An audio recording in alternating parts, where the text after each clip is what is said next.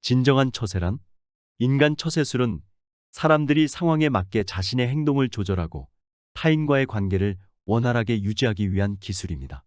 이를 위해서는 타인에 대한 이해력과 소통 능력, 문제를 해결하는 능력, 자기 통제력 등이 필요합니다. 또한 상황에 따른 적절한 자세와 표정, 말투가 필요하며 타인과의 대화에서 전문성과 존중심을 유지하는 것도 중요합니다. 인간 처세술은 사회에서 살아가는 데 필수적이며 일상적인 교류에서부터 업무와 직장 생활, 인간관계에서도 중요한 역할을 합니다. 따라서 인간 처세술을 배우고 향상시키는 것은 개인의 삶뿐만 아니라 사회 전반에 긍정적인 영향을 끼치는 것으로 평가됩니다. 그러나 실제는 이처럼 행동하기란 무척 어려운 일이다. 그러면 동양사상에서 바라보는 진정한 처세의 의미를 살펴보자. 열길 물속은 알아도 한길 사람 마음속은 모른다는 말도 있듯이 인간관계는 변화무쌍하다. 그렇다면 이 시대를 살아가는 우리는 어떤 인간관계와 처세로 생활해야 할까? 공자의 자편 여러 구에 인간관계와 처세에 도움이 되는 이야기가 나온다. 무릇 사람의 마음은 산천보다 험하고 하늘보다 알기 어렵다. 하늘은 오히려 봄, 여름, 가을, 겨울과 아침, 저녁에 정해짐이 있지만 사람은 두터운 얼굴 속에 깊은 감정을 감추고 있다. 그러므로 겉은 공손한데 속은 교만하기도 하고, 겉은 잘난 것 같지만 속은 못나고 어리석기도 하고, 겉은 신중한데 속은 촐싹거리기도 한다. 그러므로 군자는 사람을 멀리 놓고 부리면서 그의 충성심을 살피고, 가까이 놓고 부리면서 그의 공경심을 살피고, 번잡한 일을 시켜서 그의 재능을 살피고, 갑자기 질문하여 그의 지혜를 살피고, 급한 약속을 하여 그의 신의를 살피고, 재물을 맡겨 그의 어짐을 살피고, 위태로움을 알려 그의 절개를 살피고, 술에 취하게 하여 그의 법도를 살피고, 남녀가 섞여 지내게 하여 그의 호색을 살피는 것이다. 이 9가지 시험으로 못난 자를 분명히 가려낼 수가 있다. 공자는 사람의 마음을 천지보다 알기 어렵다고 말한다. 그러면서 군자가 사람을 가려내는 9가지 시험인 충성, 공정, 재능, 지혜, 신의, 어짐, 절개, 법도, 호색을 이야기한다. 이것은 마치 요즘의 처세 이야기와 같다. 이 9가지를 일상생활에서 실천할 수 있다면 그 사람은 처세의 달인이라 하겠다. 인간이 원하는 것은 대동소이하다.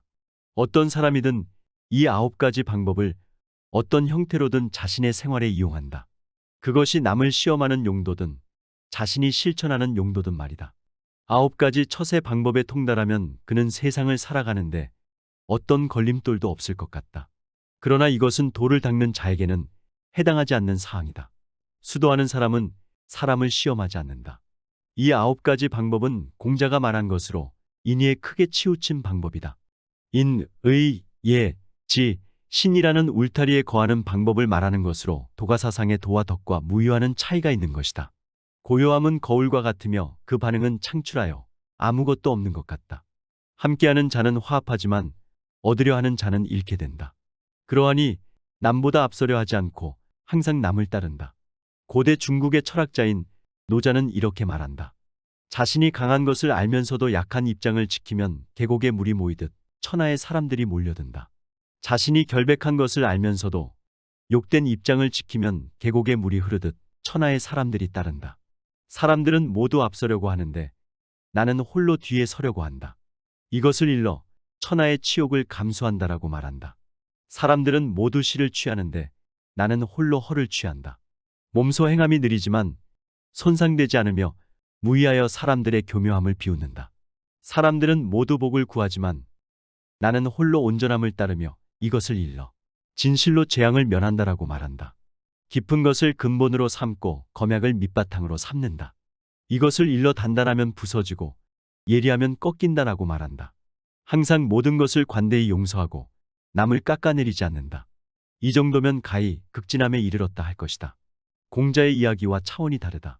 공자는 현대에도 수긍이 가는 처세를 이야기하지만 노자는 처세하지 않는 처세를 말한다. 이것이 바로 처세하지 않음으로써 비로소 처세가 이루어진다는 말이다. 모든 처세의 으뜸은 처세하지 않는 데 있다. 그것은 그 어떤 처세보다 높은 처세인 것이다. 이는 마치 성경에 나오는 예수의 말과 같은 느낌이 든다. 노자와 예수는 사는 곳이나 시대가 다르지만 도덕경과 성경에는 비슷한 의미가 담긴 문구가 많다. 위대한 도는 통하는 바가 있는 것이다. 그 중에서 처세에 대한 비슷한 부분을 살펴보면 다음과 같다. 도덕경 7장에 나오는 이야기다. 이러한 이유로 백성 위에 서고자 하면 반드시 낮추어 말하고 백성 앞에 서고자 하면 반드시 뒤로 몸을 두어야 한다. 감히 천하에 앞서지 않기에 능히 완숙한 경지로 나아갈 수 있다. 뒤로 물러섬을 버리고 먼저 앞에 나서려 하면 결국 죽음뿐이다. 성경에서 이와 유사한 내용은 마가복음 9장 33에서 35절에서 찾을 수 있다. 너희가 길에서 서로 토론한 것이 무엇이냐 하시되 그들이 잠잠하니 이는 길에서 서로 누가 크냐 하고 쟁론하였습니다. 예수께서 앉으사 12 제자를 불러서 이르시되 누구든지 첫째가 되고자 하면 무사람의 끝이 되며 무사람을 섬기는 자가 되어야 하리라 하시고, 노자와 예수는 겸손한 마음, 공손한 태도를 말한다. 노자와 예수는 인간이 쉽게 헤아릴 수 없는 진인의 경지에 든 분들이다. 요즘 사람들은 자신이 제일인 것처럼 으스대고 거만하게 군다. 조금만 높은 위치에 있거나 부유하면 대단한 무엇이나 된 것처럼 으스대는 사람들이 많다. 그러나 그렇게 행동하는 사람들은 그 위치와 부유함이 오래가지 못한다. 진정으로 높은 사람, 진정으로 부유한 사람은 오히려 겸손과 공손이 몸에 배어 있다.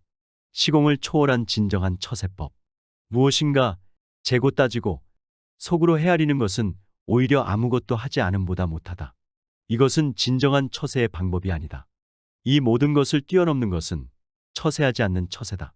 처세가 없을 때 진정한 처세가 이루어진다. 도라고 말하는 순간 도가 아닌 것이 된다. 도가도 비상도다. 처세한다는 생각으로 행동하면 다른 사람들의 눈에 보이고 간파된다. 그런 처세는 잘 되지 않는다. 남에게 보이기 위해서 하는 일은 진심이 담기지 못한다. 그러나 이런 생각 없이 무의로 하는 일에는 혼이 담긴다. 즉, 처세가 없는 처세가 진정한 처세가 되는 것이다. 이것은 과거에도 통했고 현재에도 통하며 미래에도 통할 내용이다. 도덕경 63장에 이런 말이 있다. 크든 작든 많든 적든 원만 갚기를 덕으로 한다. 대소다소 보원이 덕이다. 남들이 어떻게 나오든 우리는 덕을 잃지 말아야 한다. 남들이 하는 것에 따라 나도 함부로 행동하면 똑같은 사람이 될 뿐이다. 그러나 이런 말을 하면 왜 꼭 내가 희생만 해야 되는가 하는 의문을 품는다. 공평하지 않은 것이라 생각할 수 있다. 그러나 우리가 그처럼 행동해야 하는 이유는 그것이 선을 이루고 신의를 이루는 일이기 때문이다. 도덕경 49장에 이런 말이 있다. 선한 자에게는 나는 선으로 대하고 선하지 않은 자에게도 나는 선으로 대하니 그 선함이 크도다. 신이 있는 자에게 나는 신의로 대하고 신의가 없는 자에게도 나는 신의로 대하니 신의가 크다라는 말이 나온다. 어찌 남들과 똑같아지려고 한단 말인가. 이처럼 행하는 자에게는 하늘이 보상을 내린다. 도덕경 55장에 덕을 두터이 머금은 자는 갓난아이와 같다. 벌과 정갈과 독사가 물지 않고 맹수가 덤비지 않으며 날아가는 새도 채가지 않는다. 장자 외편 추수에서도 지극한 덕을 지닌 자는 불도 그를 뜨겁게 하지 못하고 물로 그를 빠지게 하지 못하며 추위와 더위도 그를 해칠 수 없고 새나 짐승도 그를 상하게 할 수 없다. 그러나 그것들을 가벼이 여긴다는 말이 아니다. 편안함과 위험을 살피고 화와 복 어느 것에도 편히 지내며 자신의 거취를 신중히 하기에 어느 누구도 나를 능히 해칠 수 없다는 것이다. 처세를 행하지 않는 처세가 진정한 처세다. 이것은 과거에도 통했고 현재에도 통하며 미래에도 통할 것이다.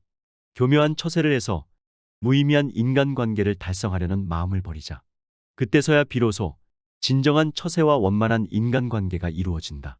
오늘은 여기서 이만 줄일까 합니다. 평온하고 행복한 하루를 보내시길 바랍니다. 감사합니다.